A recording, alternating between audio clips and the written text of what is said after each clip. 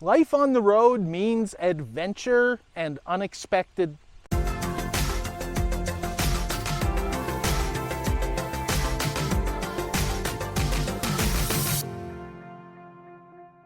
things, and that's exactly what we just experienced. So we're on our way to the Brooks Aqueduct National Historic Site, and as we turn the corner off the old alignment of the Trans-Canada Highway onto the dirt road, we hear this metal clunking sound. I heard the metal clunking sound. Anyway, we both heard it, kind of irrelevant, but anyway, we both heard it, and okay, well, something in the bed of the truck shifted or something, so we carried on. And suddenly Emily looks in the mirror and says, "Holy crap, stop right now." And this is why. You can see the aftermath here. This is one of our propane tanks with some pretty serious road rash and a pretty significant dent up here on the protective collar around the main valve. And what somehow happened is this nut seems to have worked its way up the threaded rod, and the crossbar connecting the two worked loose, and this tank actually fell off and was being dragged down the road by the hose connection. So the integrity of the tank seems okay. It looks really bad. It's got a couple dents, so I doubt anyone will ever want to fill it again, so we'll probably end up having to replace it at some point, but we don't hear or smell any propane, so I think its integrity is intact, and we've put some bungee cords on it there now to give it a little extra protection for the next while, and we'll just keep watching that nut and see if it continues to work its way loose. But yeah, so a little bit of adventure on the road here on the way to Brooks. This is not our final destination. This is just our first stop, so who knows what else is in store on this trip. So after all that excitement, what is the Brooks Aqueduct anyway? Well, let's take a look. This is the Brooks Aqueduct, constructed between 1912 and 1914 by the Canadian Pacific Railway, used to move water from Lake Newell, which is about 6 kilometers south of here, across this fairly long, low valley to the lands to the east, which of course the CPR was interested in irrigating so that they could continue to sell them to settlers and make more money. So as you can see on the plaque, or well, you probably can't see on the plaque, but I saw on the plaque, the aqueduct is actually over 3 kilometers long, and at the time it was built, it was thought to be the largest concrete structure in the world. And of course, it's kind of hard to get an appreciation from here as to just how long it is.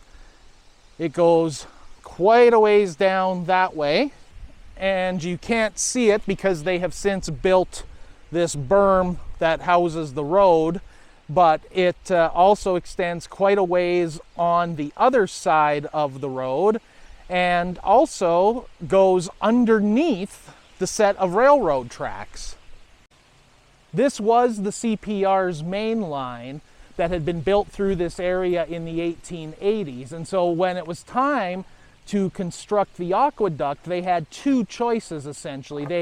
They knew it was going to be too much work to build a earthen canal across the valley to carry the water. So their choices were either digging the train tracks down to give enough clearance to go under the aqueduct, or they could run the aqueduct under the train tracks. Now you're probably thinking, how on earth do you run an open air aqueduct under train tracks? Well, the answer is using a siphon and the Venturi principle. And I'm going to throw DroneOCan up in the air and let you take a look from the air. That's probably the best way to see the siphon. And we'll also get a look at the aqueduct from up above. But basically, the aqueduct, the water goes down, it goes 40 feet underground, and the tube narrows, which causes a pressure increase, and then the water comes back up the other side. And apparently this thing is so well engineered that in the course of going through the siphon and up the other side, on the other side of the railway tracks, it only loses about 3 inches of head pressure, which is just unbelievable. So of course I kind of alluded to the fact that the Canadian Pacific Railway had a vested interest in bringing irrigation to this land. In addition to the millions of dollars that they were being paid by the federal government to build the Transcontinental Railway, they were also given something like 25 million acres of land alongside the train tracks for as part of the deal.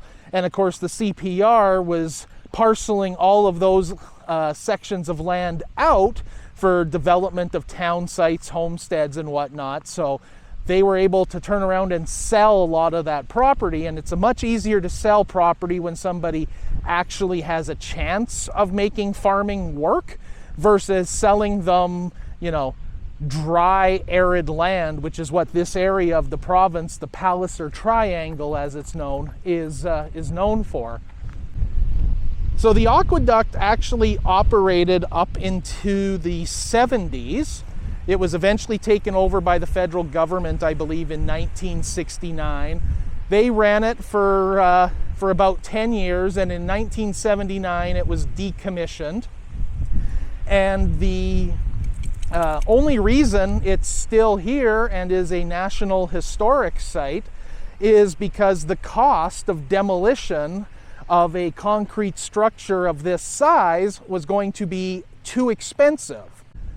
So the government's solution was simply, let's erect a fence around it to protect people from the deteriorating concrete, and we'll just leave it to the elements, and that will be a more cost-effective solution. So for once, a government actually trying to save money, and it works in our favor because we still have the structure here to see, enjoy, and learn about. So enough chit-chat from me. Let's get DroneOCan up in the air and take a look from above. It's pretty windy, but DroneOCan's handled worse, I think, and so I'm not too concerned. Of course, given our luck on this trip so far, I'm probably pushing my luck, but hey, that's why you watch, for our great, risky content, right?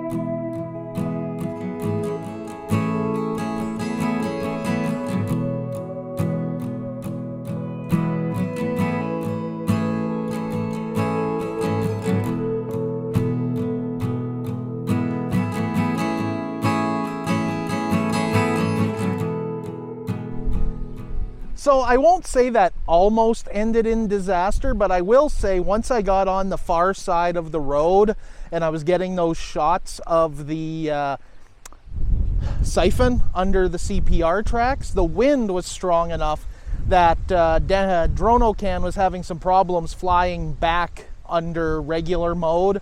So I actually had to kick it into sport mode and kind of fly it back manually.